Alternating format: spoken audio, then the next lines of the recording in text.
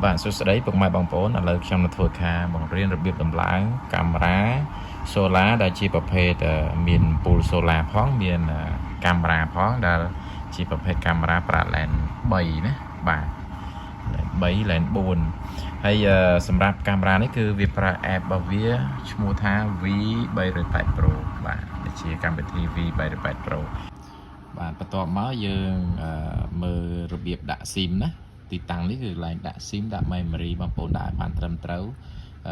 memory គឺយើងដាក់យកប្រទេសវាដាក់ទៅបែបនេះកន្លែងទីតាំងធំនេះទីតាំងធំនេះគឺកន្លែងដាក់ memory បាទហើយទីតាំងខាងក្នុងនេះគឺកន្លែងដាក់ SIM បាទអញ្ចឹងខ្ញុំដាក់នេះឲ្យមើលឲ្យបងប្អូនដាក់ឲ្យស្រួលវាខុសធ្លាក់ចូលទៅក្នុងហ្នឹង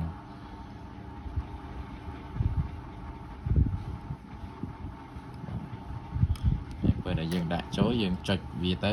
បាទចុចវាដល់ក្នុងណាបងប្អូនណាបាទចុចចេញមកហើយ SIM គឺយើងដាក់ប្រកាប់វាបែបនេះបាទ SIM ជាង SIM បងប្អូនសិក្សាមើលទីតាំងបងប្អូនអ៊ីនធឺណិតប្រព័ន្ធទូរស័ព្ទមួយណាដែលដើរល្អជាងគេបងប្អូនដាក់ប្រព័ន្ធមួយហ្នឹងទៅបាទបងប្អូនចុចវាឲ្យចូលទៅបាទបន្ទាប់ពីយើងរៀបចំរួចរាល់ហើយយើងបិទគម្របវាឲ្យបានស្អាតបាទអូខេហើយសម្រាប់មកទៀបទីមកនេះអានេះសម្រាប់កន្លែងនេះគឺសម្រាប់កន្លែងបតង់យើងធ្វើការបើកណាហើយនេះបងប្អូន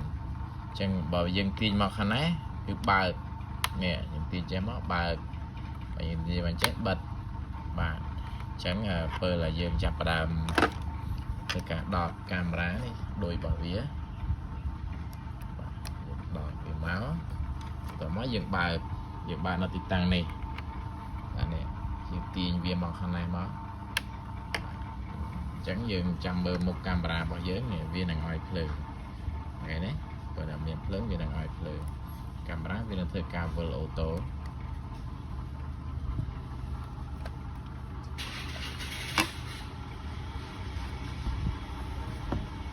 វាកាលណាវាមានភ្លើងគឺវាធ្វើការវិលអូតូបាទបន្តមកពីយើងវិលហើយយើងមើលលើទូរស័ព្ទដៃរបស់យើងម្ដងបាទទូរស័ព្ទដៃបងប្អូនត្រូវដោនកម្មវិធី V308 Pro បាទពេលបងប្អូនដោនកម្មវិធីហ្នឹងហើយវានឹងឲ្យ register ណាបាទអញ្ចឹងដល់ពេលដែលខ្ញុំ register ចប់បាទអញ្ចឹងពេលដែលយើងបើកមកវាឲ្យវានឹងចេញបែបនេះអញ្ចឹង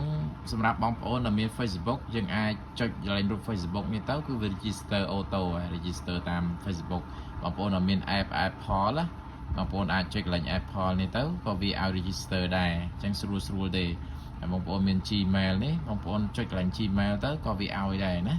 បញ្ហាទេបាទឥឡូវខ្ញុំឧទាហរណ៍ខ្ញុំធ្វើការ register app ហ្នឹងតាម Facebook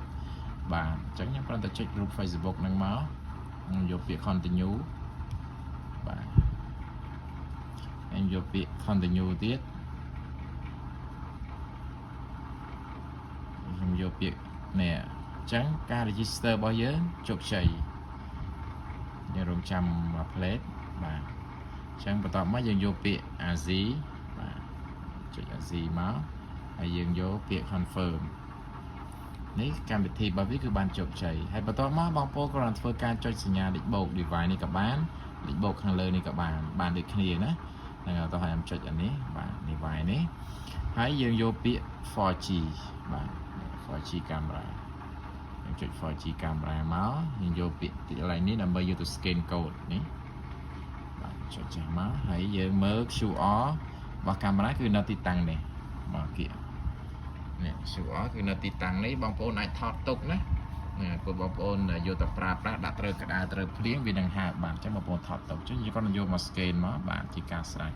អញ្ចឹងពេលដែលយើង scan ហើយវានឹងលេខ ID របស់វាគឺនៅកន្លែងនេះអញ្ចឹងបងប្អូនយកពាក្យ confirm មក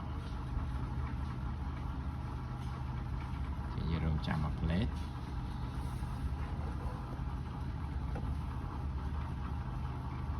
អូខេកាមេរ៉ារបស់យើងជោគជ័យយើងអាចយកពាក្យ home នេះមកយើងរើសប៊ូតុងមួយណាក៏បានឬក៏បងប្អូនអាចទៅសេកន្លែងនេះ home នេះបងប្អូនអាចដាក់ឈ្មោះកាមេរ៉ាហ្នឹងក៏បានដែរទៅខ្ញុំដាក់កអញ្ចឹងទៅណានេះកាមេរ៉ាគេដាក់ឈ្មោះហ្នឹងបងប្អូនដាក់ឈ្មោះទៅណា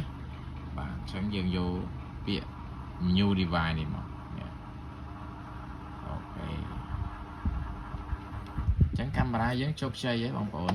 បាទអញ្ចឹងពេលបន្ទាប់អញ្ចឹងមកបងប្អូនយកពាក្យ activate ហ្នឹងបងប្អូនចុចមកនេះវា activate ឲ្យពេលដែលវា activate ចប់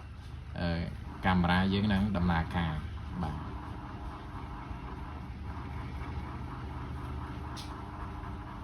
នេះអញ្ចឹងកាមេរ៉ាយើងគឺឃើញ3ប្លង់កាមេរ៉ាយើងមុខ3គឺឃើញ3ប្លង់អញ្ចឹងនៅក្នុងហ្នឹងវាមានកម្មវិធីដែលយើងត្រូវប្រើមានដូចខាងក្រោមនេះបងប្អូនអាចធ្វើការពិនិត្យមើលវាទៅណាដើម្បីធ្វើការសិក្សាវាបន្តបាទអញ្ចឹងរបៀបដំឡើងកាមេរ៉ានេះគឺយើងមានប៉ុណ្ណឹងដើម្បីឲ្យបងប្អូនមើលហើយនេះ playback នៅខាងលើនេះគឺសម្រាប់បងប្អូនចង់មើលទិន្នន័យដែលវាថតទុកឲ្យយើងក្នុង memory ណា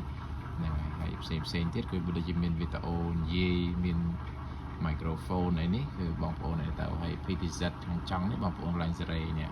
បងប្អូនជាអាហ្នឹងមកបងចង់សេរីវាទៅណានៅលើដៃរបស់បងប្អូនបាទអរគុណច្រើនជម្រាបលា